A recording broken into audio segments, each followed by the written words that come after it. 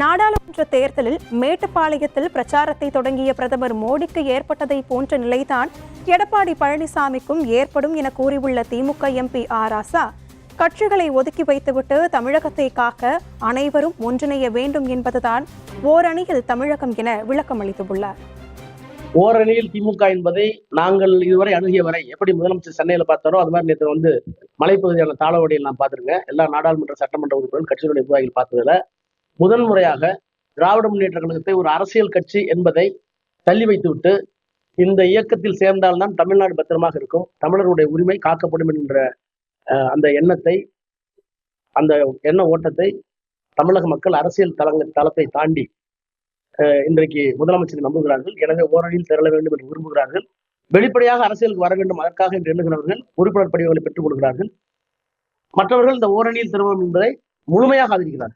ஏற்கனவே மோடி தொடங்கினார்ல, அதே நம்ம தான் கொடுக்கும். மோடிங்க மேட்டுப்பாளையம் வந்தார்ல, மேட்டுப்பாளையத்தில் தொடங்கினாரு. மோடிக்கு ஏற்பட்ட தான் எடப்பாடிக்கு வரும்.